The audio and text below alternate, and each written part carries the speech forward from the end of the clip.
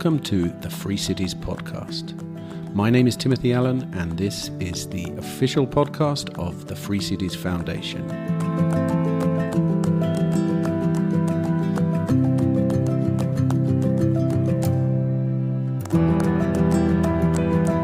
This is episode 3 of the Free Cities podcast. This week I'm in Honduras again, and I'm talking to a very interesting gentleman by the name of Christian Betancourt. Christian is an attorney with experience in the banking and finance sectors, as well as fintech and legal tech, and he's also the co-founder and general counsel at Seshat Bank. Seshat is a commercial bank that's been licensed in Prospera, which is the innovative charter city currently being built on the island of Roatan.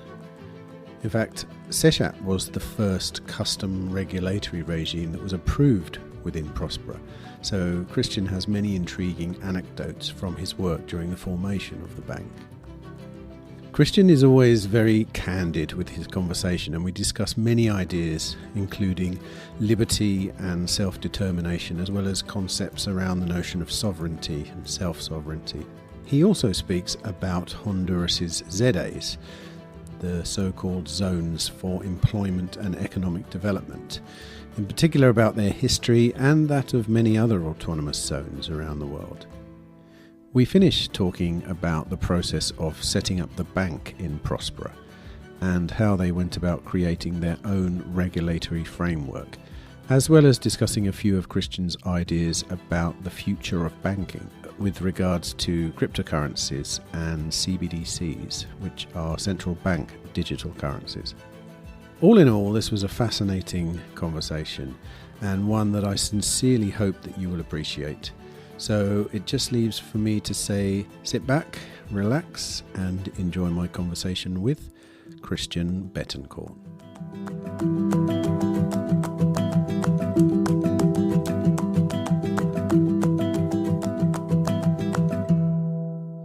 So what's your name, and just introduce yourself so I've got it for the record. Yeah, my name is Christian Betancourt. I'm an attorney with experience in banking and financial law and fintech and legal tech and so on. And where are you from? Where were you born? Where do you live? I'm here from Honduras. I was born originally in San Pedro Sula, in the industrial capital. I've been living here in Roatan and Prospera for, the last year. So Prospera brought you here. You didn't come here and then discover Prospera was here. Yeah, I've been following the whole the set of the regime, the legal environment that has been built for the last 8 years or so. So this is something that I was always, looking closely at, looking how it was developing.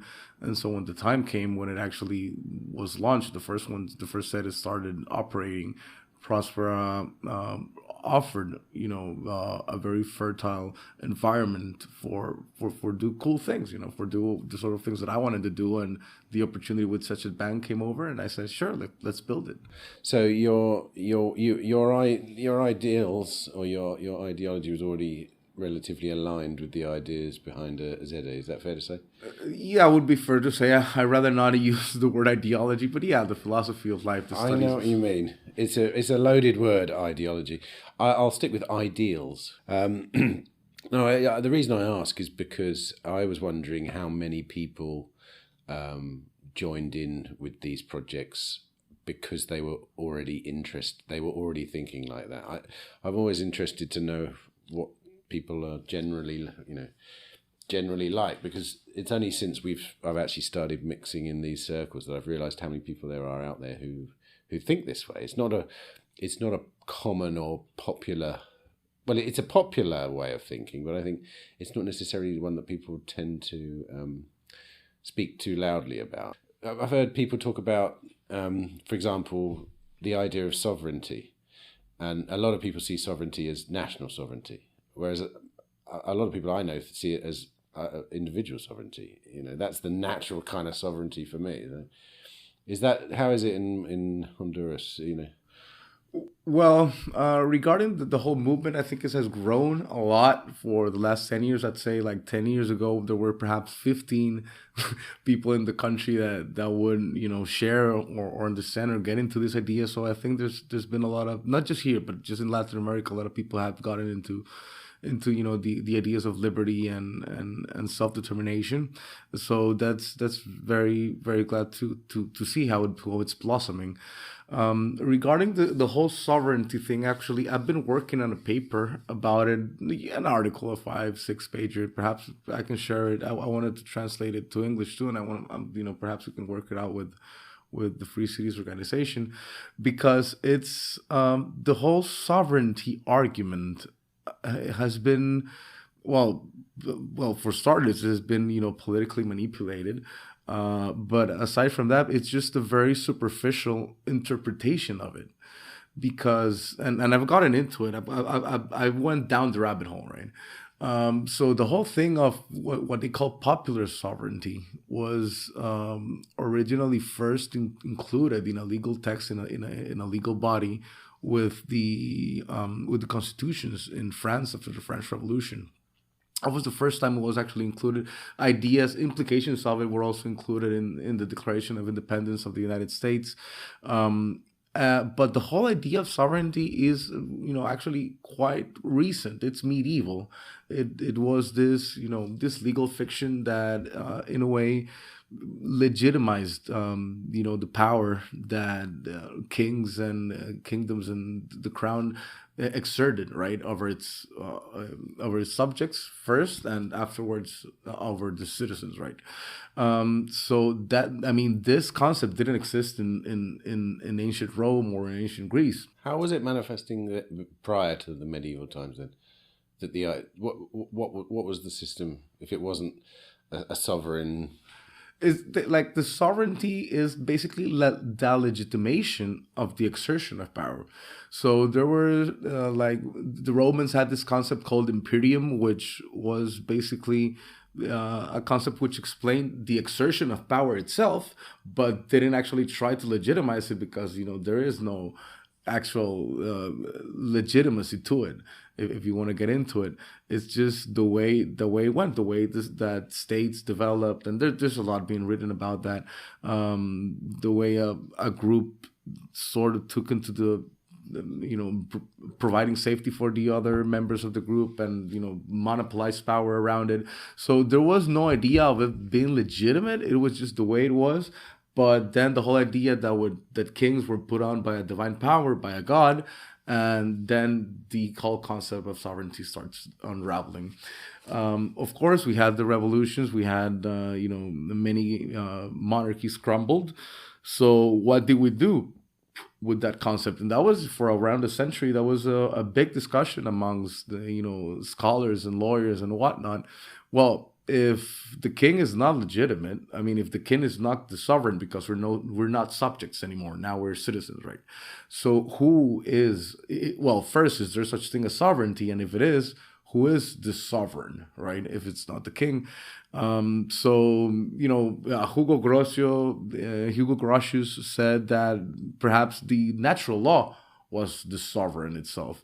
Other people said that God directly was the sovereign, until we got to the Enlightenment, and through John Locke and Jean-Jacques Rousseau, we ended up concluding that we as citizens were the sovereigns. We as individual citizens were the sovereigns over our lives and over the way that we wanted to, conduct the country that we lived in, and choose the laws that applied to us. But that sovereignty, at the end of the day, the legitimacy to decide upon the laws that are applied, and the legitimacy to actually enforce them.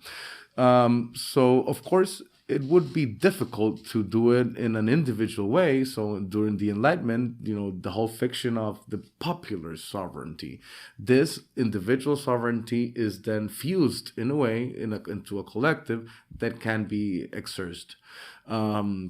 So then, in Latin America, we have, and that's perhaps we want to mix those topics, that in Latin America, when these states were being developed, right, these are very mixed countries, right? The whole idea of nation state doesn't work as well because we're not one nation, we're just a mix of ethnicities and whatnot. So there had to be a big effort of the founding fathers of all the Latin American countries to create a state, to create an identity. And somewhere along the way, I'd say something went wrong, because we started, in a very marked way, we started confusing country with government, right? The country and the individual sovereignty, we started confusing it with sovereignty being exclusively exercised by the government in turn. So I'd say those would be in broad strokes. Yeah, that's fascinating. Do you think that is particularly relevant in Central America then, or compared to anywhere else, like Europe or whatever? It's I'm just thinking myself about what I consider sovereignty back home. Whether I think how much is it connected with government, how much is it connected with the nation? I don't know. I don't really know. It's not. I've never actually thought of it. I've always thought, like you say, sovereignty over the self is the obvious sovereignty that exists, the kind of natural sovereignty, and there's a difference between if you see it in terms of power. Say, a king doesn't have real power, not physical power. They have abstract power. They have a power that's kind of, people think, oh, well, the king's powerful. The king's not actually powerful. On the whole, you're probably taller than the king. You could probably beat him in a fight if you really wanted to. Is it so? Do you think self-sovereignty is a naturally occurring sovereignty? Is that left to our own devices? Is that what nature would consider sovereignty? Well, it's like, after actually spending a couple of years reading about it, I gotta be quite frank. I don't think there is such thing as sovereignty. I think it's just a fiction. Any kind of sovereignty. Any kind of sovereignty. That's just bogus. That was just something that they came up with to legitimize the exertion of power, and somehow sticked through the centuries. And now, of course, nation states like to take advantage of it, because it's. Friedrich Hayek in Law, Liberty, and Legislation, Law, Legislation, Liberty, talks a bit about it, and he does a couple of logical exercises. And if there is such thing as sovereignty, it should be individual, because it is the individual, the one who has the rights, right? The natural rights, with whatever justification you want to put to that. But let's start from the condition that we have natural rights. Natural rights belong to the individual, and hence the sovereignty, the legitimacy to decide how we want to live, and how and which laws we want to be applied to us. Would definitely be individual. And if there is ever a conflict between the state being the sovereign or the individual being the sovereign, there is no reason for it to be the state over the individual. And that is perhaps something that rings particularly close to home, given the whole discussion that has been happening in Honduras related to the ZEDEs. There is the people that have voluntarily come to work, to live inside of the ZEDEs, to invest their time, their money into beautiful, beautiful projects that are being developed. Where do you live the sovereignty from them, right? They are sovereign. They have voluntarily come to be subject to this special regime, to these particular laws, to this particular legal environment. And the rest of the people are not affected by it. That's another part that people don't consider. I mean, if you don't agree with what is being done here, you don't have to be part of it. These laws don't apply to you if you want to stay in continental Honduras or anywhere else, right? Isn't the argument, though, that, and obviously I'm not saying it's correct, But the argument is that by moving to a place like a ZA, you're undermining the sovereignty of the nation. And a lot of people believe in that, don't they? A lot of, they really do believe in it. It's something potentially that they want as well. So they kind of, if they perceive that the nation is a unit, a one powerful unit, anyone coming in and potentially sort of creating an alternate or a parallel system is inherently potentially undermining this powerful unit. Definitely, exactly. But that's just misguided and that's just superficial. Then that's what I referred to in the connection that, like the collective thinking makes that you link the country or the nation to the exertion of power from the government. And that's messed up. So that's the thing that you got to consider. It's like, we are sovereign as a country, and that means that we should, exercise power over all of the territory. Why? I mean, at the end of the day, and we got to go back again to the roots of sovereignty. Sovereignty is about you choosing and exercising the laws that you want to apply. And the laws from the National Congress are still being applied, are still being, observed by people in the ordinary regime. These special regimes were built specifically in places where nobody was living. So you're not saying, though, that the whole self-sovereignty versus nation sovereignty thing is a bit... I always thought that was an eternal struggle going back millennia. The individual versus the collective is another way of saying basically. It, right? But you're not saying that what you were saying about medieval times and the systems that have happened since then. You agree, do you, that this is an eternal struggle that ebbs and flows, a bit like like a beating heart, I suppose. It's like the collective sometimes becomes more powerful, and then it can't exert its power on enough people, and it collapses, and then the individuals regain sovereignty. Is that how it works? I'd say so. Yeah, like from my perspective, from what I've read, I think it's been a coming and going through the centuries, and even if it has fluctuated, and there has been certain times in history and certain places in history where the individual rights have gained some ground, it really didn't happen to the extent that we have today until, the Enlightenment and the Industrial Revolution. So it's, the past 200 years, 250 years. And that's why I think it's also so special and so worth protecting, right? And educating about. So are you confident on the future of the ZA movement as a decentralizing movement? Do you think it leads towards further self-sovereignty or individuals? Yeah, I mean, well, like in a really kind of historical way. Do you think? I hope so. What do you think, though? Of course, we hope so. But what do you think? Like you're in there, you're working there, you're dealing with it, you're seeing the pushback, you're seeing how it works, and is it, when you look at it, do you see it working and actually forming a genuine change, or like a wave of change, let's say, that has longevity? Definitely. I mean, if you take it back, I don't know, if you want to take, for example, Dubai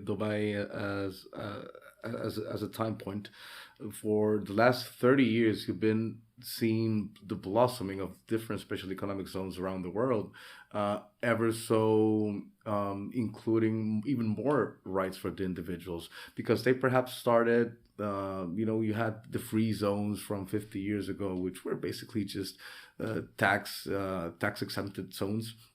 But now you have, well, the ZEDE regime in Honduras is I'm confident of saying one of the best that there is, given the whole empowerment that it allows for the individuals that want to be a part of it.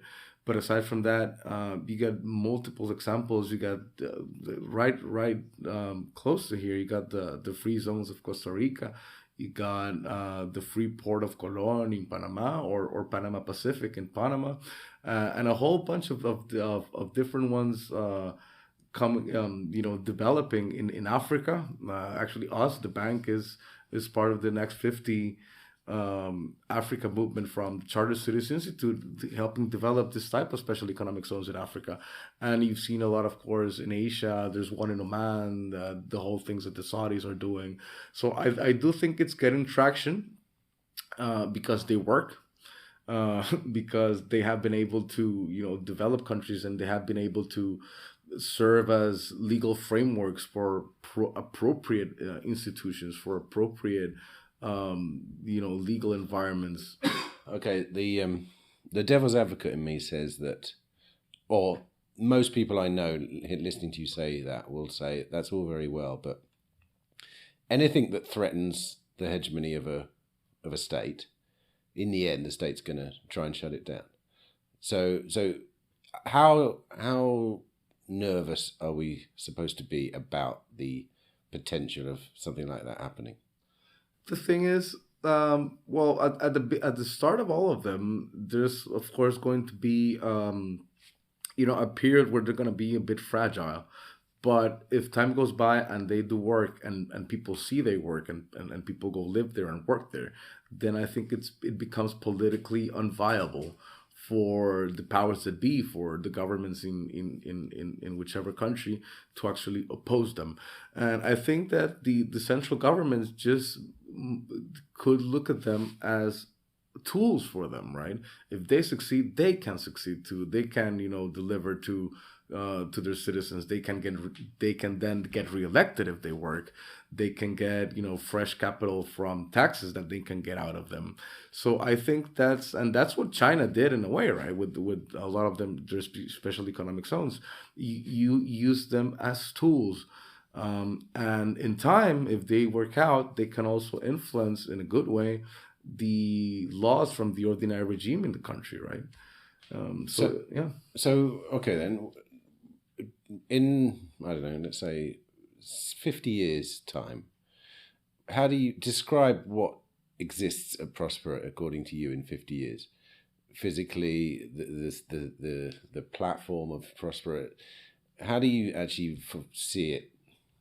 I mean, like, you're obviously pretty confident that it's happening now, but what does it look like when it reaches its I don't know, pinnacle is the wrong word, when it's big enough that it's a large number of the goals that was initially set out have been achieved, which is obviously you're in the building stage now. There's the idea stage is finished here, which, well, I mean, obviously it hasn't finished, but the idea stage is over. It's now the enforcing the ideas, putting the ideas into practice, and they're actually being built, which is phenomenal. But when it arrives at that point where it's like, okay, yeah, this is the majority of what we had in mind. What does that look like for you? Like, what's life like living there? What are people doing? What does it look like even? Paradise on earth.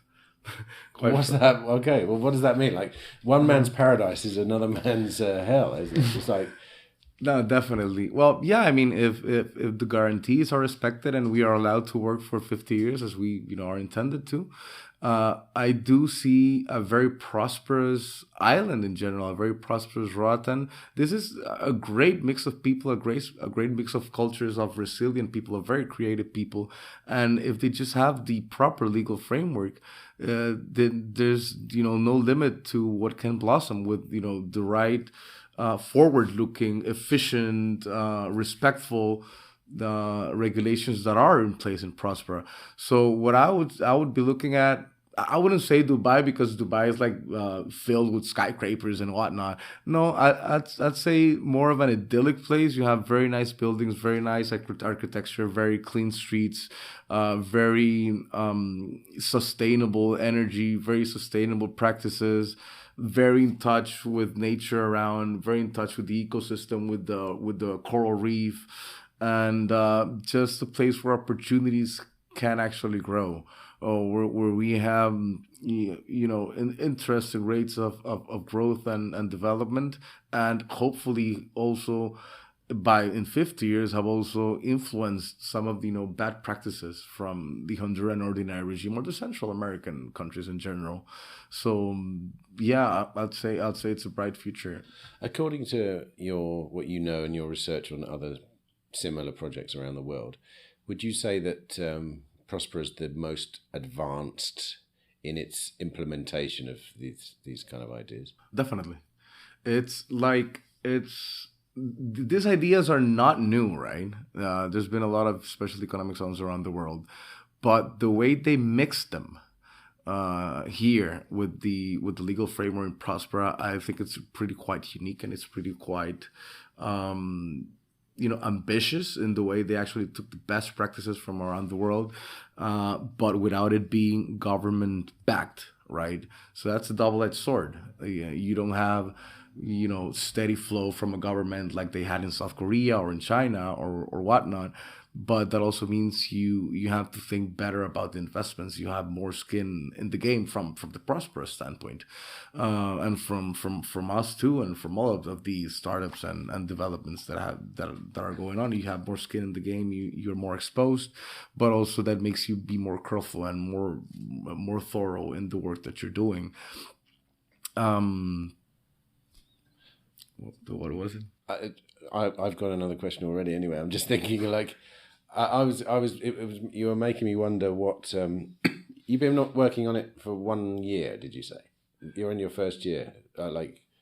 Yeah. I mean, we've been working on the bank for 1.5 years, but we've been working on the ZEDE regime for 8 years. 10 years. Right. Okay. So you're pretty deep into the process. You must be one of the more experienced people with ZEDEs as they go. Is that right? That could be, yeah, in Honduras. That could be fair to say. I mean, when it started back 10 years, I wasn't in law school, right? We went to law school actually with Jorge, with the technical secretary from Prospera. And this started as a dream, right? This all started as a dream. And I remember we were at some bar in San Pedro Sula on mainland just talking about it. How would like be us being lawyers, right? Or law students back then. How would it actually work? Because you have in one same territory, you can have different legal frameworks working around it. With what Prospera offers, you can have the legal framework from one of the 30 OCDE countries, or you can even propose your own regulation that has to be approved, of course. But how would it actually work? So it was very exciting for us actually thinking about it and theorizing around it. And then, well, of course, we were in law school. There was a lot of time available to always be reading, and those were very intense times for me, for him too, I'm sure. And it stuck with me. It still sticks with me.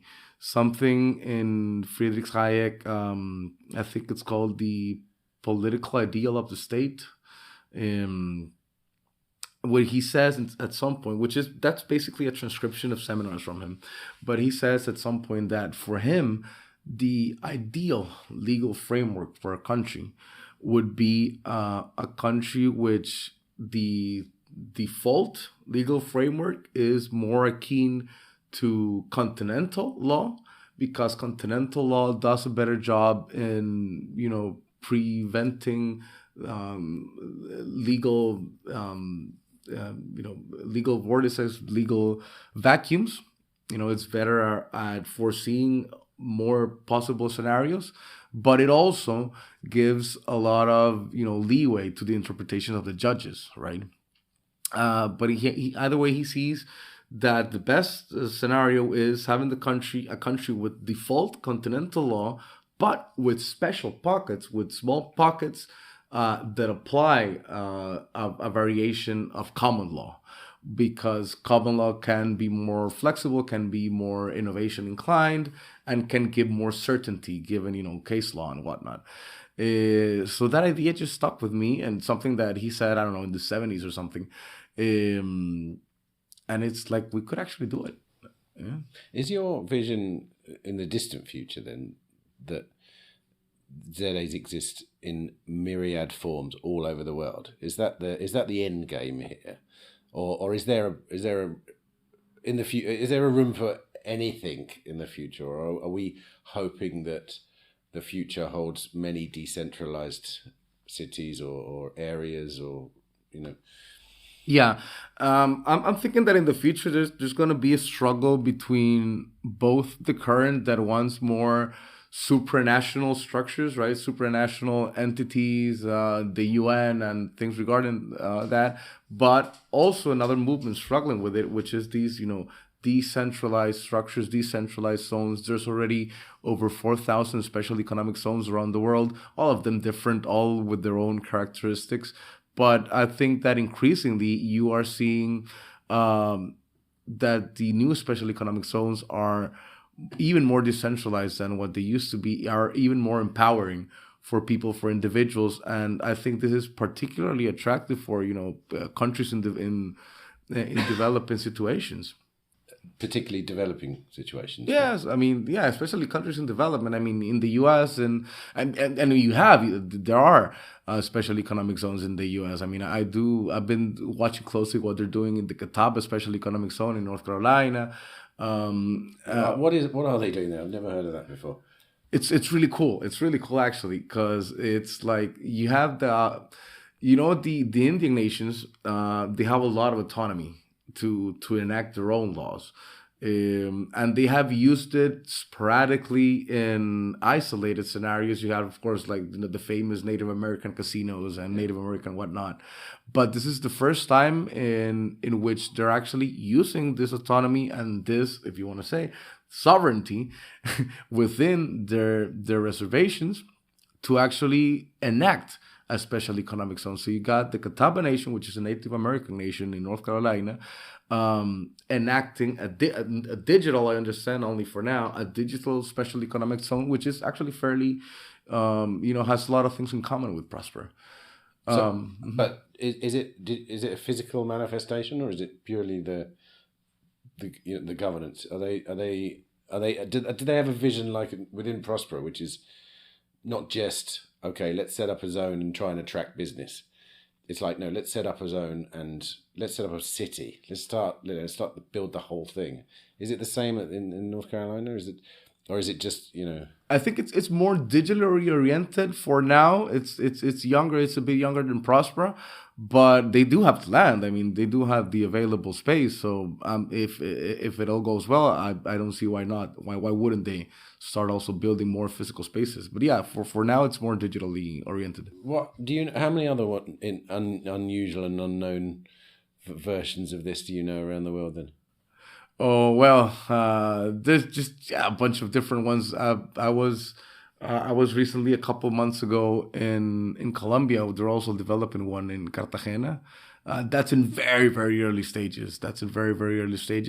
But there was an agreement with municipal and provincial authorities in Cartagena with the Dubai Financial Center. Apparently, there's an important Arab population in the Cartagena region. So they got an agreement with the authorities from Dubai, and they're working towards something in this, something similar to the ZEDEs and the whole special economic zones and free cities movements. So that I think it's a very interesting one.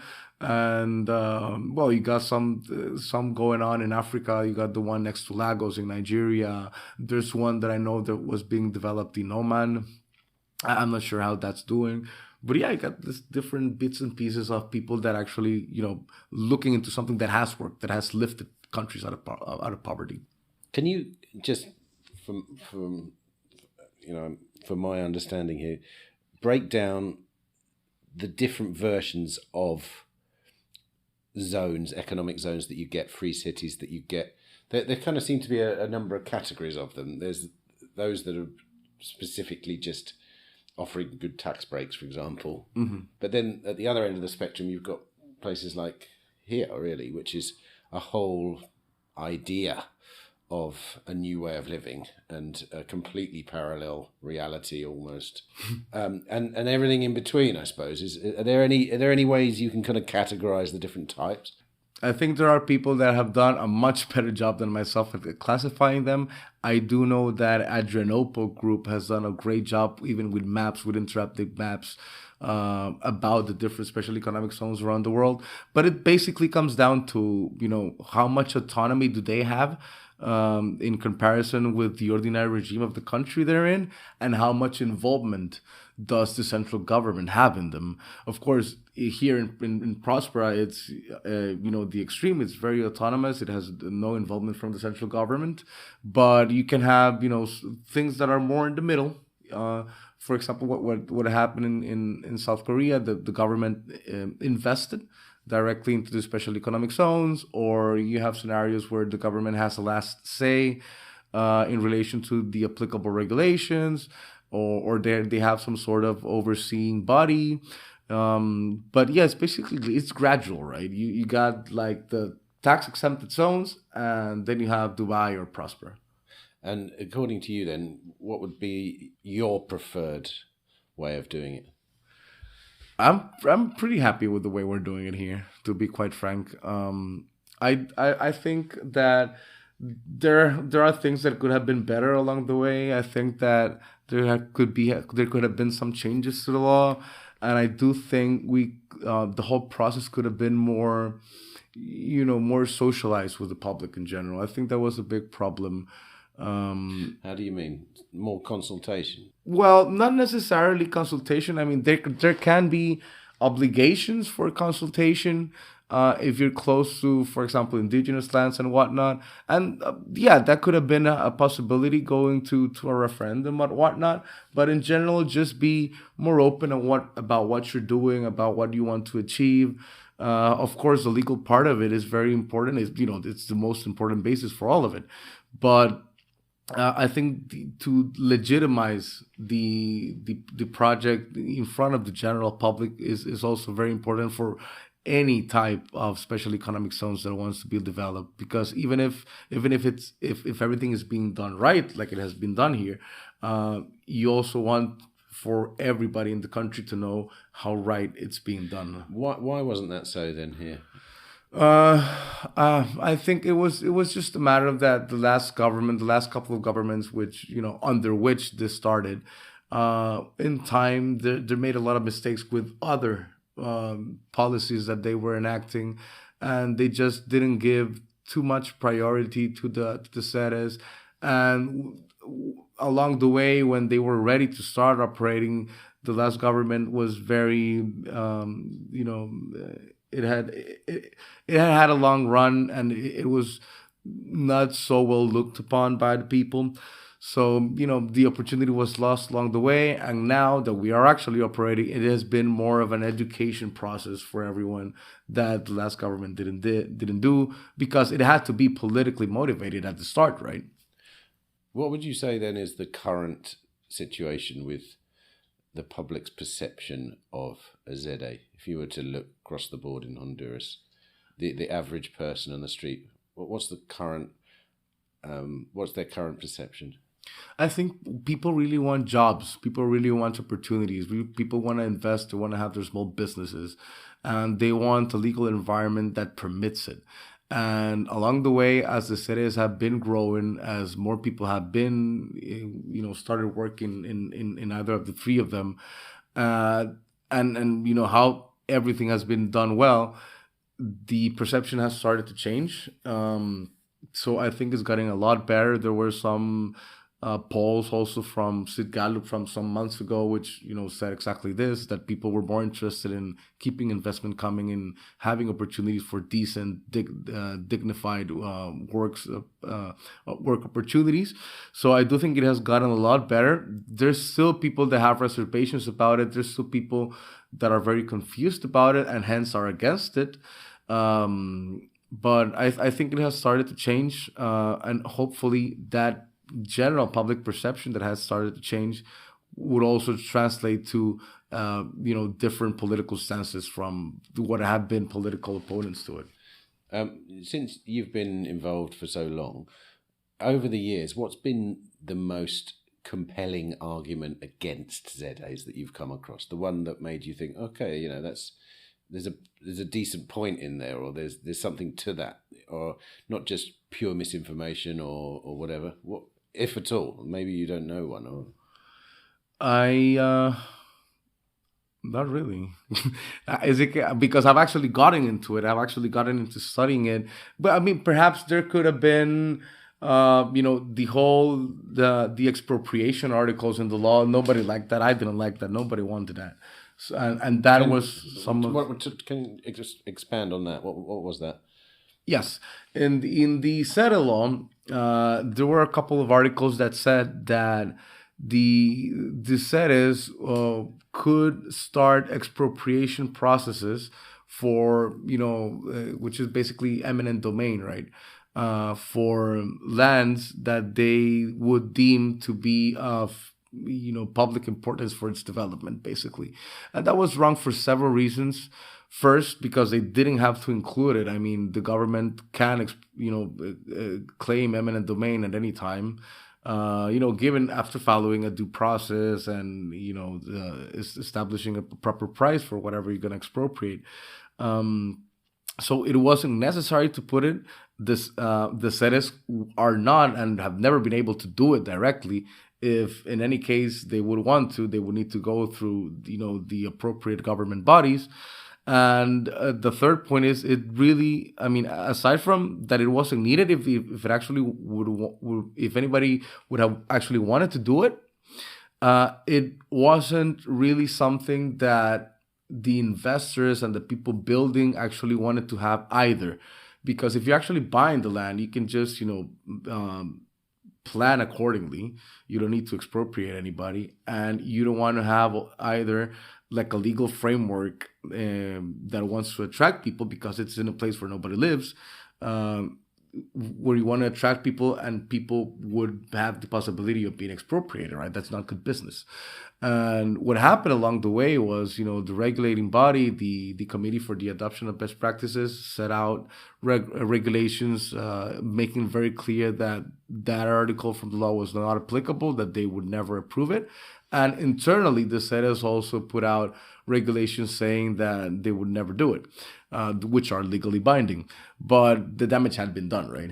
So why was it even there then? Was that just a mistake or someone didn't read the room and just put it in there? Basically, I'd say, yeah, somebody didn't read the room and perhaps they were being just too technical. Because the ZEDEs is basically... It's a division for territorial organization, which is equivalent to a municipality, to say a district in the United States, and municipalities can expropriate. If you want to build a road, you want to make the road broader.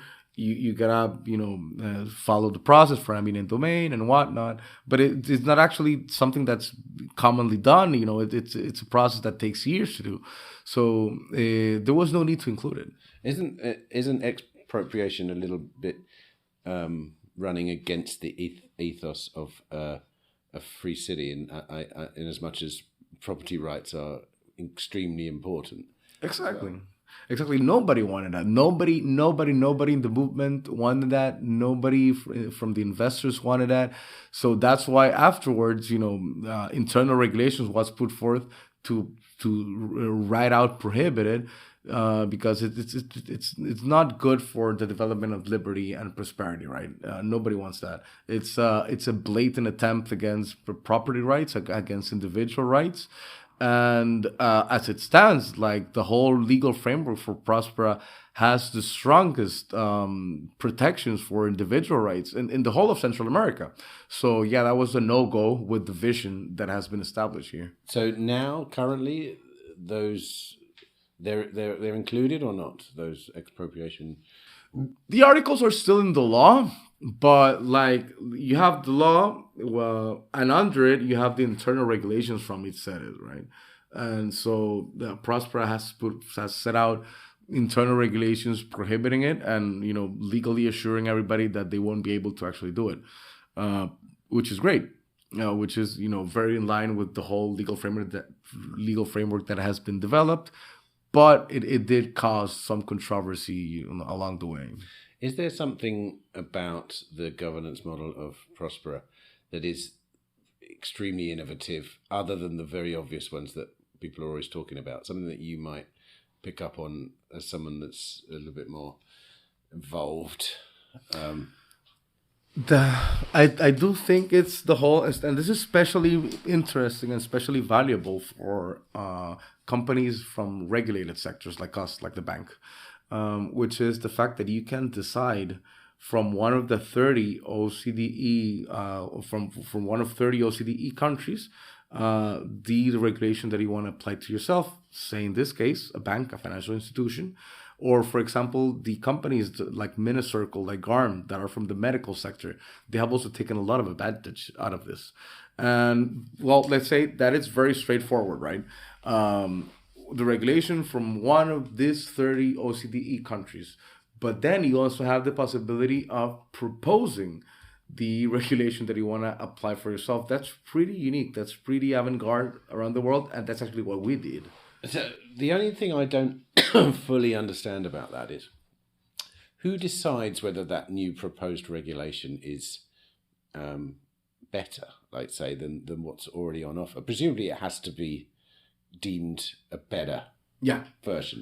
So how do you work that out? I mean, like, how do you judge something as being better? Well, according to the law, it has to be in par with international best practices from one of these 30 OCDE countries, and at least as including as much the protection from the laws in the Honduran ordinary regime.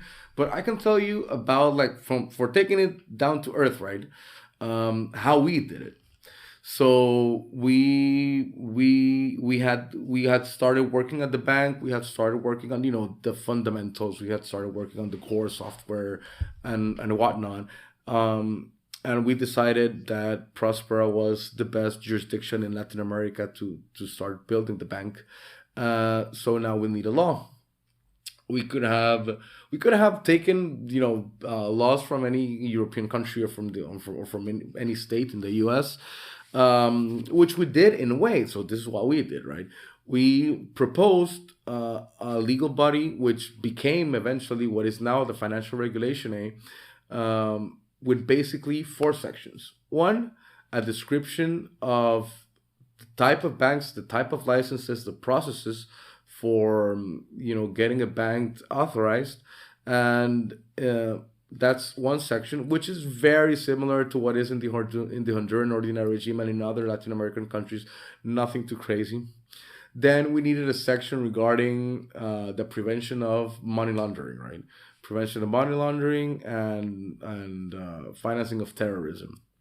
We don't want to get too creative in that either, but we don't want to be under the traditional regulations in the region, of course, for obvious reasons.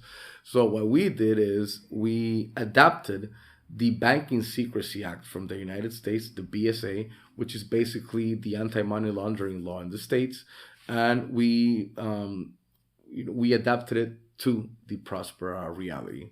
So that gave a lot of certainty, a lot of clarity to investors, to customers, to regulators, and to business partners, our correspondent banks and whatnot. So I think that worked really, really well.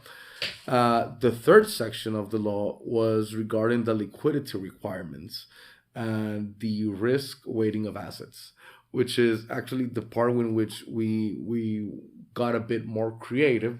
We were inspired by The End of Alchemy, a book by Mervyn King. Mervyn King was a governor from the Bank of England, from the UK central bank, and he includes basically a different system to address what he calls radical uncertainty. This is after the crisis in 2008, and what he proposes is, instead of having the traditional system that secures liquidity in banks, which is you have pretty stiff risk considerations for different types of assets based on the recommendations from Basel, and you have a lender of last resort, right? If the bank goes bankrupt, there's some government agency that secures the deposits from the public. Which is all right, but it didn't prevent the crisis from 2008.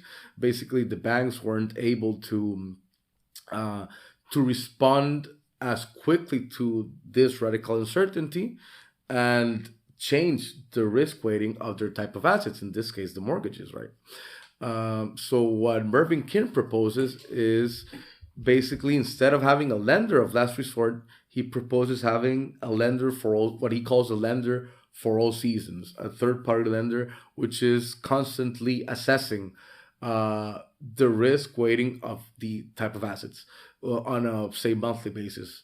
So that allows a more dynamic scenario and, finally, a more secure scenario for customers and depositors. So we included that in the law. If we don't have if the bank doesn't have the third-party lender, then it goes back, of course, to the traditional system with pretty conservative risk weighting of assets. But I think that's where we got more creative. And the fourth section is just basically liquidation procedures, very standard international liquidation procedures. So we proposed this to the Prospera Council, and then the Prospera Council got a series of experts, national and international lawyers, economists, bankers, to chip in, right, to give their opinion about what had been proposed. There were several changes made, and after the Prospera Council approved it, after the changes had been made, then the CAMP, which is the regulator of the ZEDEs, which just says yes or no, approves or disapproves new regulation. They went over it, they approved it also, it got published, it got made into law, and now we are bringing that law to life. And presumably now that law is available to anyone, that regulatory framework. Exactly. So any bank can now look at that public. It's completely, come here and apply those regulations to their business immediately and run according to those. Exactly. Because you got new banks coming or new financial institutions coming, and they have the opportunity of choosing the regulations from one of 30 OCDE countries. They can propose a new one, or they can just select the financial regulation. Were there any regulatory ideas that you had which you just feel or felt at the time that no, these are too out there, too early? Where do you want to take it in that sense from your own perspective? Oh no, I think we got the sweet spot because, the banking industry is based on trust and regulation. So you do need some regulation put in place for everybody to feel safe and feel comfortable. Perhaps I may, on a personal note, think that there could be best international practices regarding anti-money laundering, but that's not the sort of thing that you want to get too creative about either. So I think it was a good middle point for, having an avant-garde framework, a very advanced, a very forward-looking framework that, permits the use of cryptocurrencies, for example, and includes them as an internal part of the framework. Can you elaborate on that a bit? How do you incorporate Bitcoin, for example, in your banking model in an internal way? What does that mean? All right, we cannot. We can, but we do not. We will not hold Bitcoin just because of still the volatility of it, and it can cause us liquidity requirement problems, right?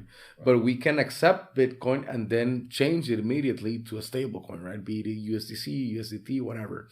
And the thing is that the legal framework, the legal environment in Prospera treats a series of cryptocurrencies, which is basically Bitcoin, DAI, USDT, USDC, Ether. I think I might be missing one, but those are treated as legal tender, right? In Prospera. In Prospera. That's interesting. So, right. So Bitcoin's legal tender in Prospera then, officially? Acts as legal tender. What does that? What's the difference? What's the difference? That you cannot, you are not obligated to accept it. It's not mandatory to accept it. It's voluntary because, again, we want to do a very voluntary society.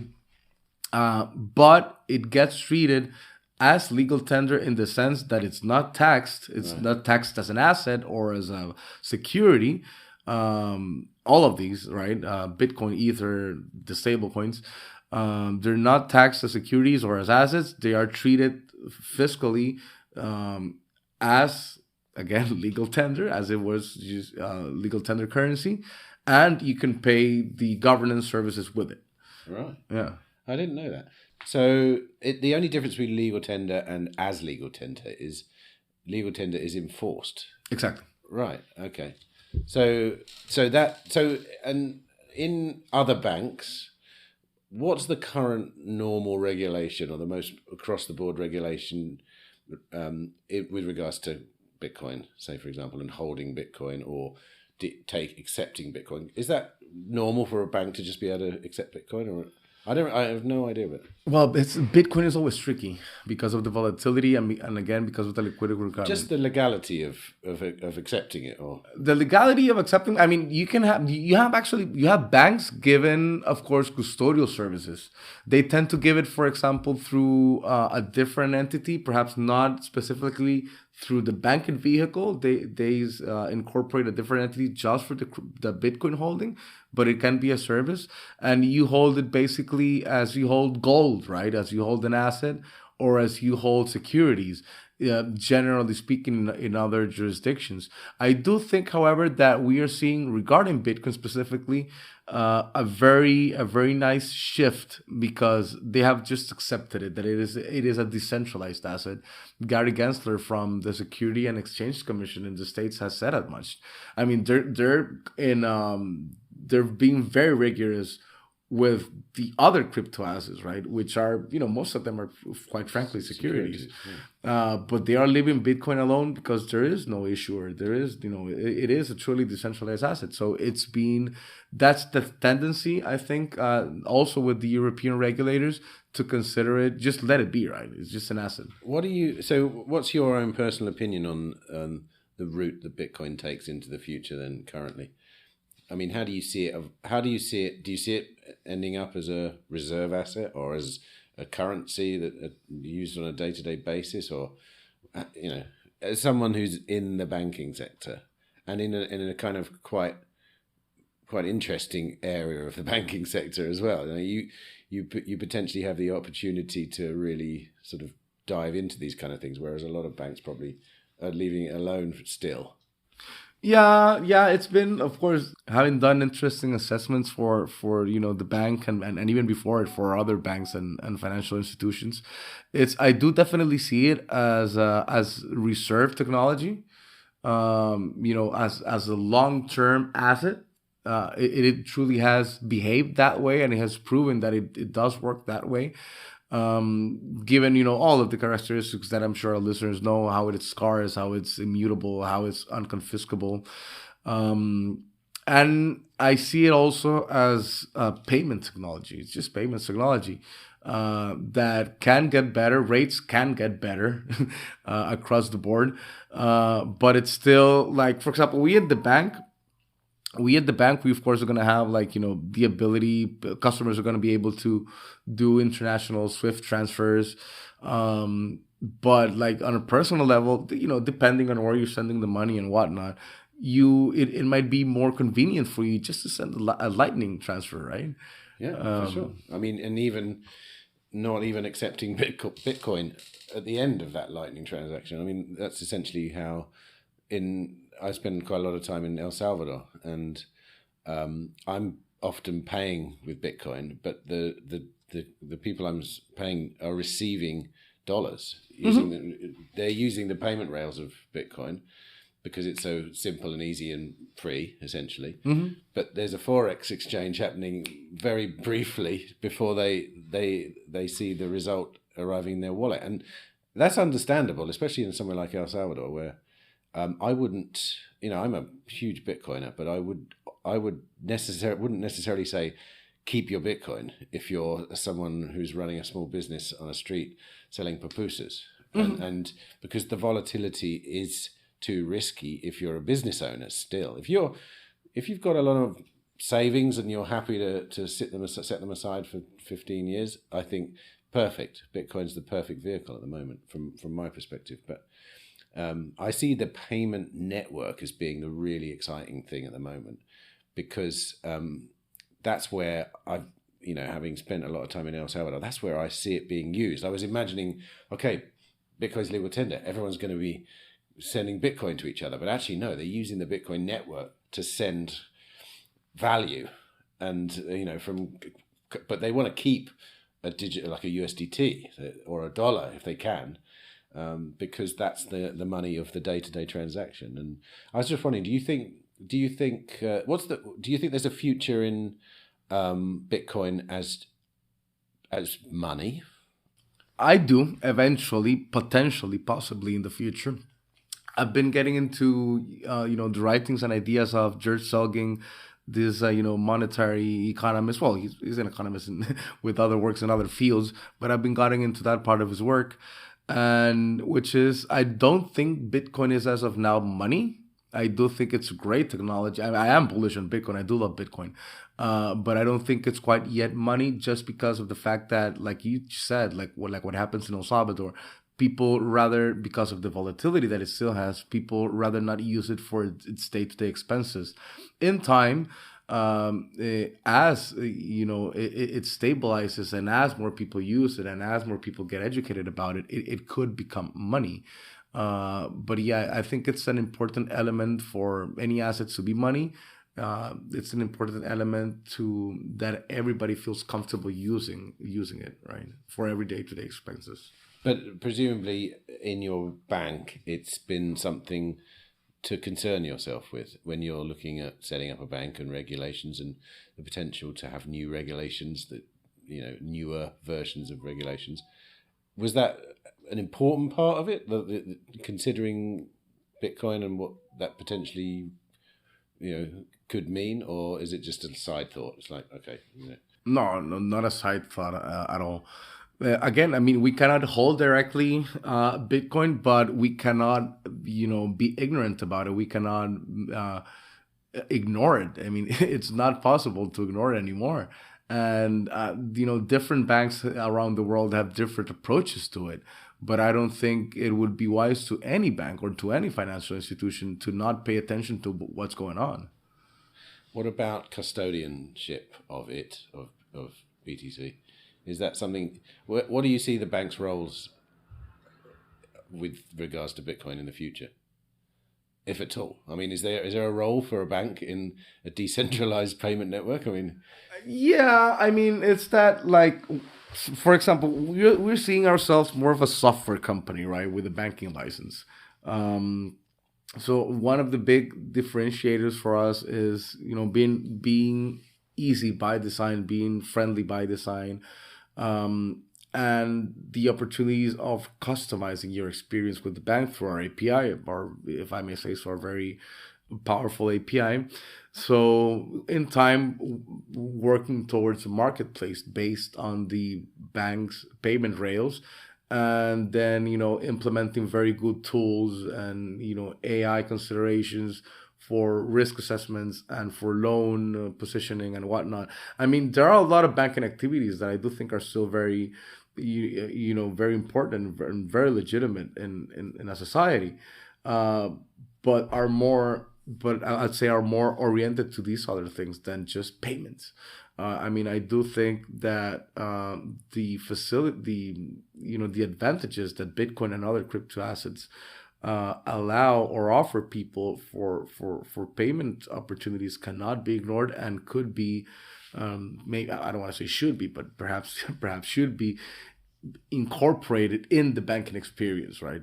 So don't just have, like many of legacy banks in the region, don't just have the same account experience for all of your customers. I mean, if you're a shoemaker, or you're a banana plantation, or you're just an everyday guy, you have the same exact bank account than everybody else, the same experience.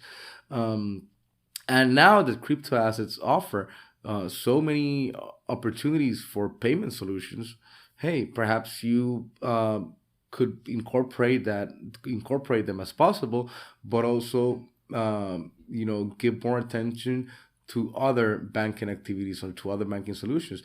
Give better loans, have better escrow systems, have better connectivity and better customization of your experience in the bank. Yeah. I see a real similarity between a lot of the ideals of ZEDEs and of Bitcoin. I mean, it's about decentralizing. It's about it's about freedom to opt in. It's not enforced. an enforced currency. It's not, you're not born and instantly have to spend Bitcoin. You can opt into it if you want. Do you see a lot of crossover on the Venn diagram of free cities and Bitcoin? A lot. Yeah, I think it's a natural fit actually. Of course, it all depends on what you want to achieve, right, with a special economic zone. But the ideal would be to just have people be free regarding the currency that they want to use, right? And what about the notion that once again, no central authority can feel comfortable around Bitcoin?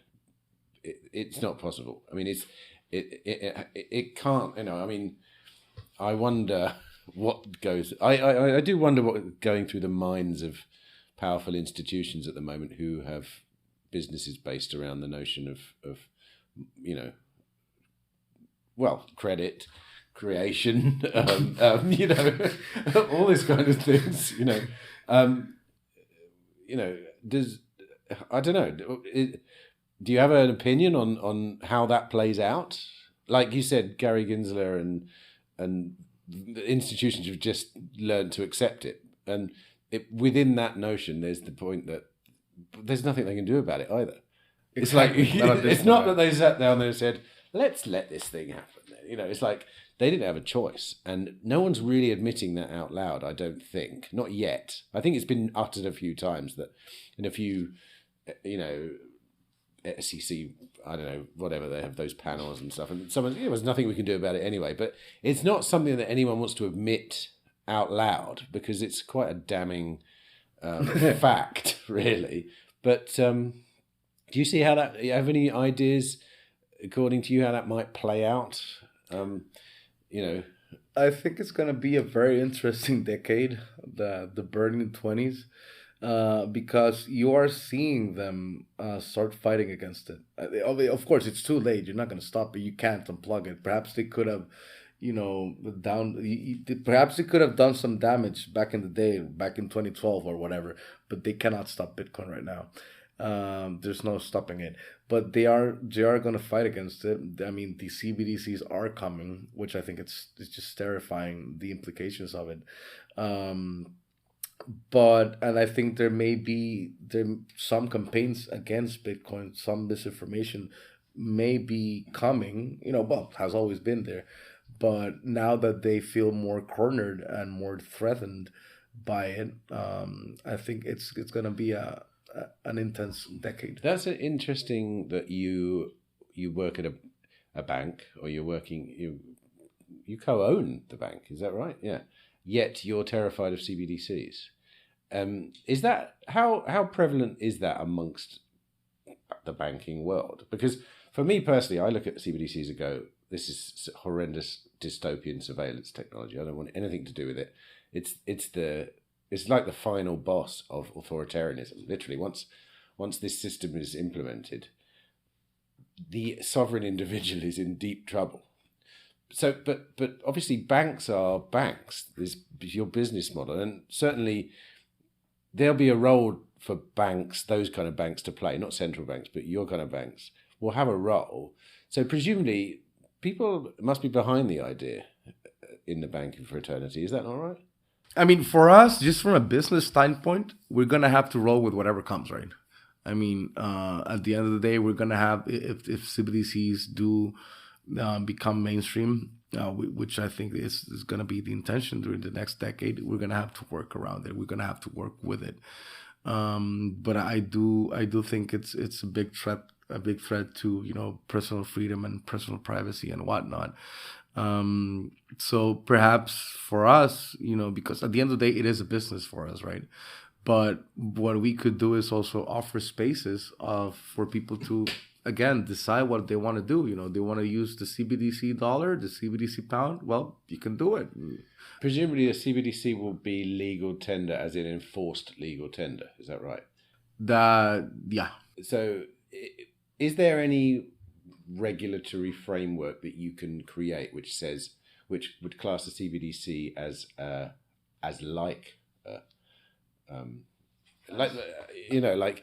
I mean, to give, like, the thing about ZEDEs is part of the deep ethos of a ZEDE is that you have the choice, the opt-in choice, right?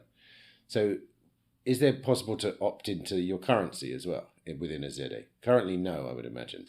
Yeah, not in a mandatory way, but I mean, if you want to exchange, if you want to work with, I don't know, whatever, Swiss francs, and people want to accept it, I mean, there's nobody will stop you. But what about paying your taxes, for example? I mean, isn't the payment of taxes the way you kind of enforce it's what gives the currency value, isn't it?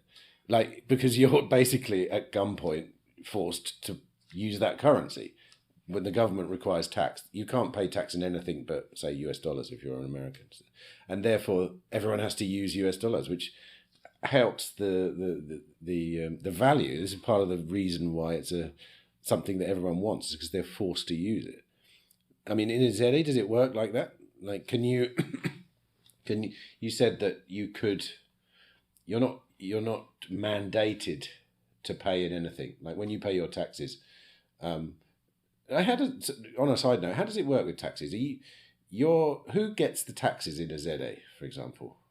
There's a ZEDE, the ZEDE itself. There's like a tax collecting agency within the ZEDE. A fraction of that goes to the central government. Right. Okay. And you presumably can't. If you said I could pay my taxes in Bitcoin if I was living in a ZEDE. Yeah, in the ZEDE here, I believe they accept the dollars, of course, the Honduran currency, the Lempira, and then Bitcoin, the stable coins, and Ether. But the Honduran government only accepts Lempiras. Right. Okay. So okay. Yeah, I mean, you can work around it. Like, for example, if in time the governments decide that their currency CBDC needs to be the only one accepted for paying taxes, when then the individuals have to work around it. When I need to pay taxes, well, then for paying the taxes, and I can acquire some CBDC.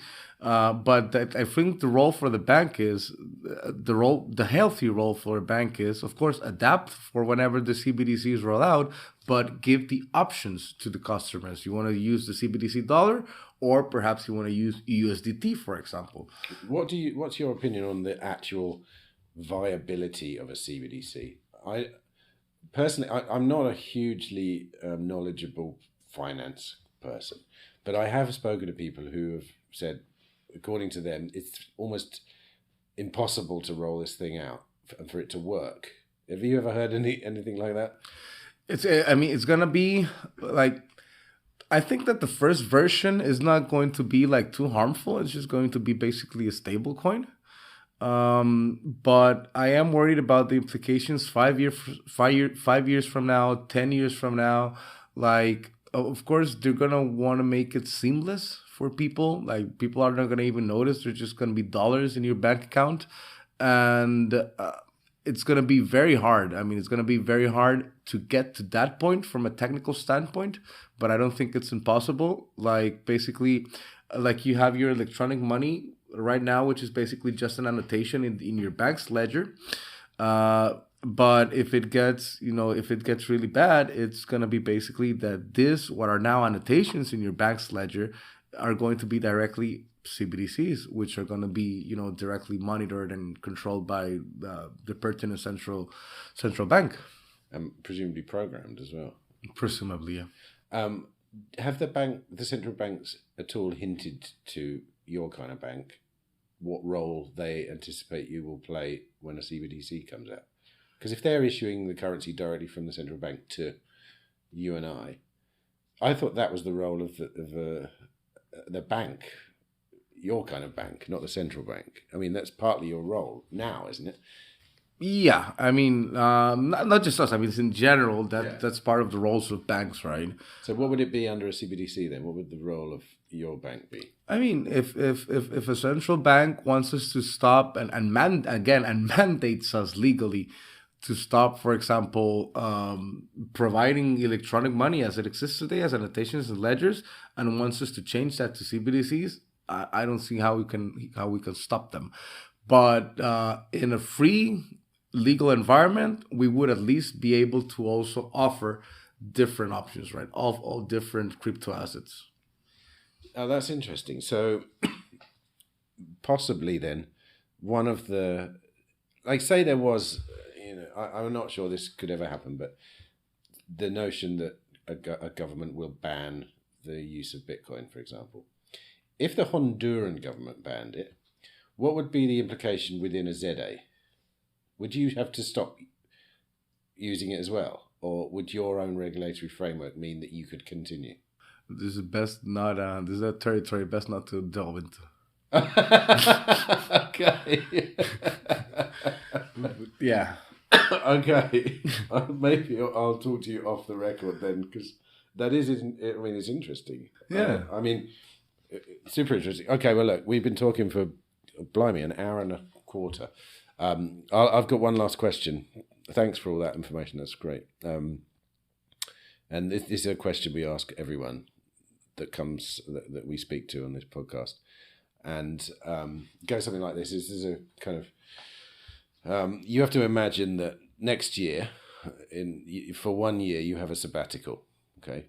During that time, all your expenses, everything is covered. You don't have to worry about anything. What would you do in that year? What would you devote your time to? I'd say scuba diving and pottery. I do like sculpturing in my free time, and perhaps something else art related. Perhaps setting up a theater company for kids or something. Really? Yeah. Interesting. Is that something you plan doing in the future then? Actually, yeah. Actually, in here in Roatan, we've been, discussing in very early stages, perhaps setting up a theater company for, local kids, for them to have a platform for expressing themselves and explore other opportunities. Why that in particular? Why acting or like theater? Or? Well, back in high school, I had like some dramatic formation, and I always loved it. And I have a couple of friends who also have that background, so it was like a very natural choice. Yeah. And how often are you diving now? Then in Rotan's like top world-class diving, isn't it? World-class diving, yeah. Top 3 places around the world to dive. So how often are you diving currently then? Basically every weekend, like perhaps 3 weekends out of 4 in the month. Yeah, I love it. Yeah. Wow. So I see what you mean now about ZEDEs potentially being in paradise. You're really, in the future, is part of the on that note of scuba diving, when a ZEDE owns land down to the shore, what do you do about the reef, the sea, the pollution? How does that come into your governance model? Or yes, and actually that's actually a very good question, because, well, for starters, the ocean cannot be part of the special economic zone. So around here you have a marine park. It's basically a national marine park. And is that does the government own that, in inverted commas, or? Yeah, it's a common good, right? But what we do have inside the ZEDE is it's truly the best framework, at least in Central America. I don't want to say Latin America, regarding the protection of the environment, because what happens is, basically, pollution and and habitat destruction is basically what's called a negative externality, right? Unforeseen or unwanted consequences of an activity, many times an economic activity, and there are 3 ways that you can prevent them or mitigate them. One is through regulations, having processes for permits and whatnot. Another one is through taxes, activities that, for example, industrial activities that tend to have a lot of negative externalities get taxed more heavily for it, and the idea is that whatever income is gotten from the tax can be invested in environment protection. And the third way, what Prospera is leaning more into, is having properly defined property rights that can be enforced efficiently in court, right? But not property rights of the reef or the ocean. Not exactly the property rights over the reef, because the reef isn't yours. But if the reef gets damaged, for example, that affects you. That affects if you have, property around Prospera that could affect the value of your property, or it could affect your quality of life, right? But how do you measure that? Like, how do you measure if a dive company is diving on a part of the reef and it's destroying the reef? How do you measure the amount of damage that's doing to, say, a piece of property overlooking the beach, for example? Yeah, that's another specialized conversation regarding, damages and how you calculate them. But there is a special process within Prospera, not so much inclined towards, getting damages, which can be a trial by itself, but more of a short trial. I believe it can be for more than 2 months, which is more oriented to stopping the damage, to actually efficiently stopping the damage, the activity that's causing the negative externality in a fast way, in a secure way, and that doesn't exist in any other part of the region. What happens here, including in the ordinary regime in Honduras, is the countries lean more towards the other options, regulation and taxes, which basically makes pollution legal. I mean, you can pollute as long as you have enough money to pay for fines, right? Yeah. So, in your experience as a diver around this island, is the reef in good condition on most of the island? Yes, definitely. And why is that then? Historically, what's been the incentive, or what's been the reason that the reef has been maintained so well here? Well, I just want to start saying that it's not perfect. There are some problems right now with there's a virus all along the Mesoamerican reef, but I understand they have been getting it under control, and then you got the whole pH scales in the water. But in general terms, yeah, the reef is healthy.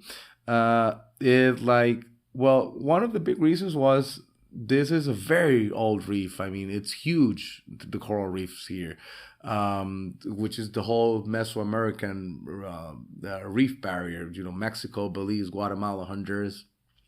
And these regions were not as populated back then, even 40 years ago, 30 years ago. What did happen back then was a lot of poaching, a lot of, indiscriminated fishing, which got controlled.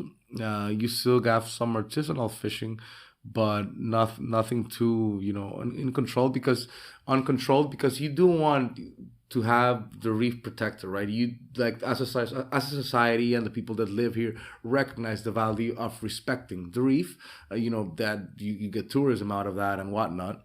But what I think has been a key element for the protection of it is yes, it's a national park. Yes, it's a public good or whatever, but you assign the responsibility of its protection to a particular organization, a responsible organization that can be liable for how they actually protect it. In this case, it's the Roatan Marine Park, which I think they do a very good job. And is that a private company? Yeah, it's an NGO, but yeah, it's private, and it's a very grassroots space. It's local and foreigners, but that live here for a long time, biologists, divers, whatnot. Are part of it, so you make it a community issue, right? And you assign the responsibility to a particular entity. You don't just leave it in the hands of the central government.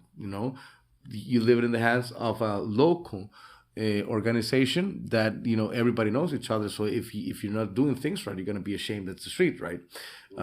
So it has worked pretty well. And then, of course, as everything, it's a cultural matter, right? It's about educating people about it. Is that is diving here popular with locals? I mean, obviously, a lot of tourists come here to dive, but the Roatan Hondurans that live here, are they divers too? Yeah, they start diving when they're kids. The people from the Roatan, from the Bay Islands. Right. So maybe that's.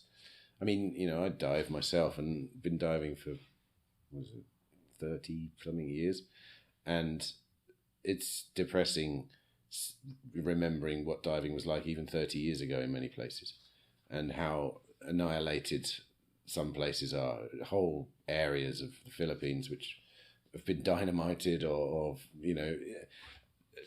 but I'm wondering whether the fact that local people dive here has possibly added to the value of the reef in the eyes of conservationists, because they live here, they feel ownership over it because it's their own island, and therefore, maybe.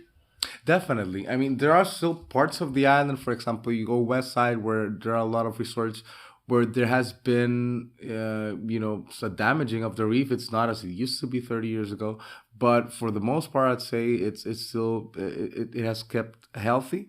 And yeah, you got the proper legal framework, the proper legal protection, but also, an operational reality of an existing local community, of an existing local organization. And of course, having the community all invested in it. Fantastic. Well, look, thanks for chatting for so long. That's almost an hour and a half we've been talking. I've found that very fascinating. So thanks for your time. My pleasure. Yeah, definitely.